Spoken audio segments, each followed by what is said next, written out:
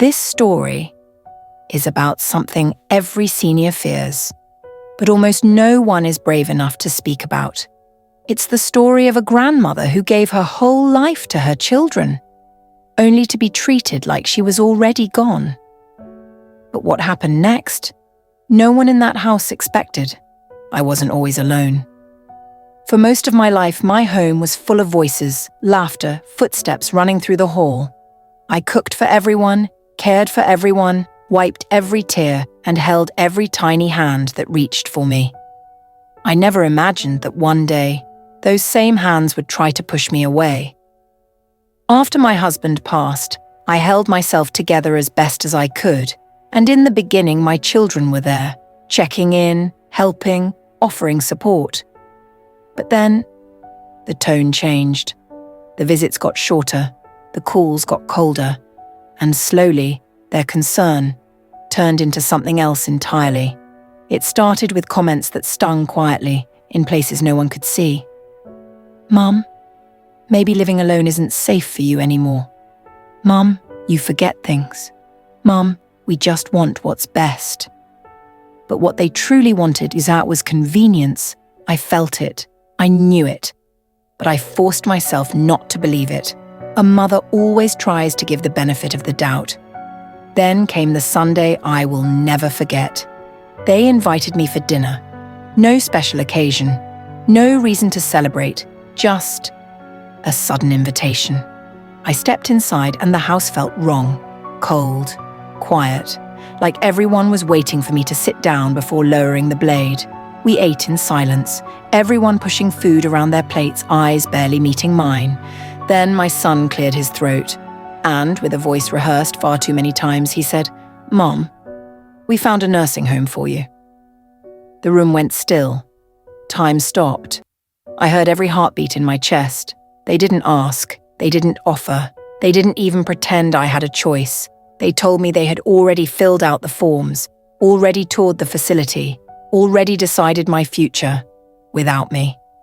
They talked over me, around me, through me, as if I wasn't in the room, as if I didn't matter, as if I was already fading. I felt something inside me crack, not from weakness, but from betrayal. And in that moment, something woke up inside me.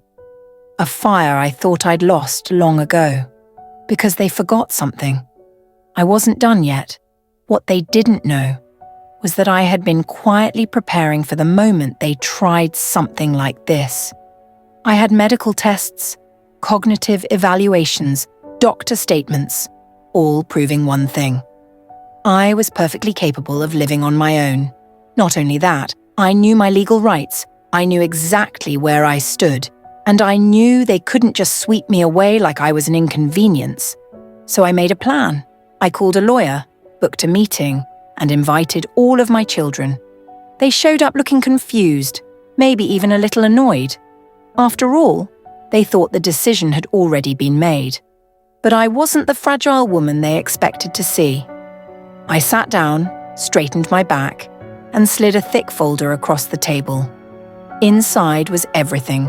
Medical proof, psychological assessments, reports of full mental capacity, legal protections, and a formal notice preventing any forced relocation. My son swallowed hard. My daughter's jaw tightened. No one said a word. I looked each of them in the eyes and said, "I am not going anywhere. Not now. Not until I decide. And if you try to force me, I will take legal action." Silence. Cold, heavy, uncomfortable silence, but for the first time in a long time, I felt powerful.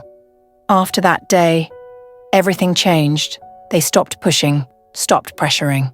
And slowly, very slowly, they remembered who I was. Their mother. The woman who raised them, the woman who sacrificed for them, the woman who deserved respect, not abandonment.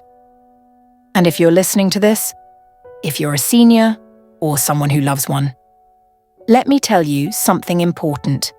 Age does not make you invisible. Your life is still yours. Your voice still matters.